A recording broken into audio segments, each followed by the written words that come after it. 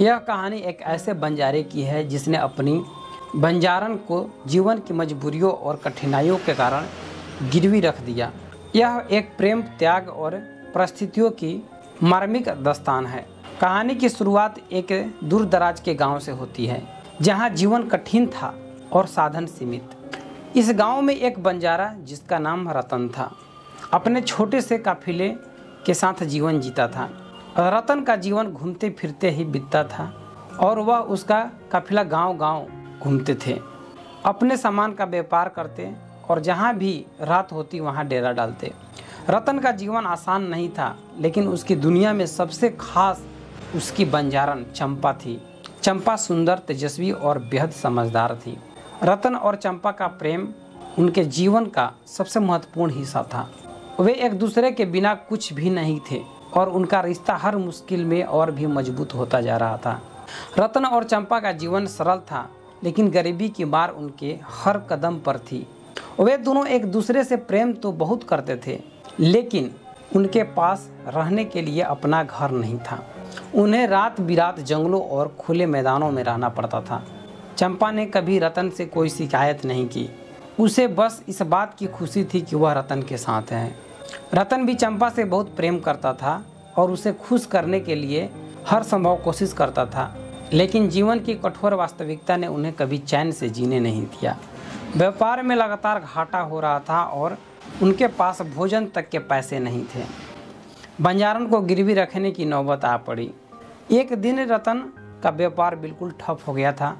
उसके पास न तो अपने काफिले को चलाने के लिए सामान बचा था और न ही गांव में घूमकर बेचने के लिए कुछ। कर्ज देने वाले ने भी रतन के साथ सारा उधार वसूल लिया। उसके पास न तो कोई जमीन थी और न ही संपत्ति। हर तरह से निराश और टूट चुके रतन के सामने अब एक ही रास्ता बचा था, अपनी बंजारन को गिरवी रखना। रतन ने बहुत सोच समझकर यह निर्णय लिया। उसे यह पता था कि यह फैसला चंपा के साथ अन्याय है, लेकिन उसके पास कोई दूसरा विकल्प नहीं था। वह चंपा से बहुत प्रेम करता था और उसे कभी भी खोना नहीं चाहता था, लेकिन हालातों ने उसे ऐसा कदम उठाने के लिए मजबूर कर दिया। उसने चंपा से कहा, चंपा, मैं जानता हूँ कि मैं करने जा रहा हूँ वह गलत है, लेकिन हमारे पास कोई और रास्ता नहीं बचा है। मुझे तुम्हें कुछ दिनों के लिए गिरवी रखना होगा ताकि मैं कुछ पैसे उधार ले सकूं और अपना व्यापार फिर से शुरू कर सकूं। चंपा यह सुनकर बहुत दुखी हुई, लेकिन उसने अपने प्रेम और रतन के हालातों को समझा। उसने रतन से कहा, अगर यह हमारी ज़िंदगी को फिर से ठीक करने का एकमात्र तरीका है तो मैं तैयार हूँ। मैं जानती हूँ कि तुम मुझे कभी भी नहीं छोड़ोगे। मैं तुम पर विश्वास करती हूँ। रतन ने गांव के सबसे बड़े महाजन सोहनलाल से कुछ पैसे उधार लिए और बदले में चंपा को गिरवी रखा। सोहनलाल लालची और निर्दयी आदमी था। उसने वह सौदा सिर्फ इसलिए किया क्योंकि उसे पता था कि चंपा कितनी सुंदर और बहादुर है। वह चंपा पर बुरी नज़र रखता था, लेकिन रतन को पैसे की सख्त ज़रूरत थी, इसीलिए उसने मजबूरी में यह सौदा कर लिया। चंपा को सोहनलाल के हवाले कर दिया गया और रतन ने अपने व्यापार को फिर से खड़ा करने की कोशिश शुरू की। उसने जी जान लगाकर काम किया, लेकिन दिल में एक भारी बोझ था, चंपा से दूर होने का। हर रात वह अपनी बंजारन को याद करता और अपने फैसले पर पछताता। चंपा की मजबूरी और साहस। दूसरी ओर चंपा ने भी अपनी स्थिति को स्वीकार कर लिया था। सोहनलाल ने कई बार उस पर अपनी अधिकार जताने की कोशिश की, लेकिन चंपा उसे कभी सफल नहीं होने दिया। वह निडर और साहसी थी। उसने सोहनलाल को साफ साफ शब्दों में कह दिया कि जब तक रतन उसका कर्ज नहीं चुका देता, वह सिर्फ एक बंधक है और उसके ऊपर किसी का अधिकार नहीं हो सकता है।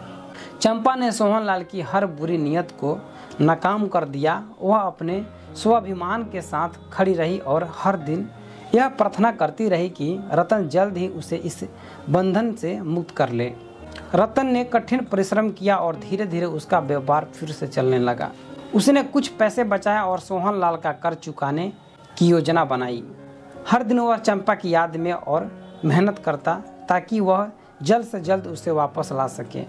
आखिरकार वह दिन आ ही गया जब रतन ने पर्याप्त पैसे इकट्ठा कर लिया और सोहनलाल का सारा कर्ज चुकाने के लिए तैयार हो गया था। उसने सोहनलाल के पास जाकर कहा, मैं तुम्हारा कर्ज चुका रहा हूँ, अब मेरी चंपा को आज़ाद कर दो। सोहनलाल ने बड़ी ही अनमने मन से चंपा को रिहा कर दिया, क्योंकि वह जानता था कि अब उसे उसकी बंजारन नहीं मिल पाएगी। लेकिन चंपा ने अपनी आंखों में खुशी और आत्मविश्वास के साथ रतन के पास लौट आई।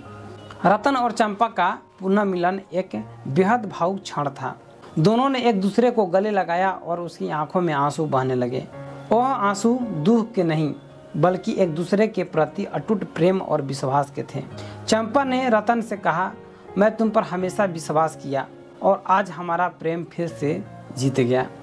रतन ने भी चंपा से माफ़ी मांगी, मैंने मजबूरी में तुम्हें गिरवी रखा, लेकिन मेरा दिल हमेशा तुम्हारे पास था। इसके बाद रतन और चंपा ने अपने जीवन को नए सिरे से शुरू किया। अब उसके पास व्यापार भी था और एक दूसरे के साथ का अनमोल सुख भी थे। उन्होंने यह ठान लिया कि अब वे कभी भी परिस्थितियों के सामने हार नहीं मानेंगे। उनका प्रेम और विश्वास हर कठिनाइयों को पार कर चुका था और अब वे एक नए और खुशहाल जीवन की शुरुआत कर रहे थे। यह कहानी हमें सिखाती है कि जीवन में कठिनाइयों और मजबूरियां चाहे जितनी भी बड़ी क्यों न हो, सच्चा प्रेम और विश्वास उन सभी बाधाओं को पार कर सकता है। रतन और चंपा की कहानी सिर्फ प्रेम की नहीं बल्कि त्याग, साहस और आत्मसम्मान की भी कहानी है। यह सिखाती है कि अगर प्रेम सच्चा हो तो दुनिया की कोई भी ताकत उसे हरा नहीं सकती। धन्यवाद।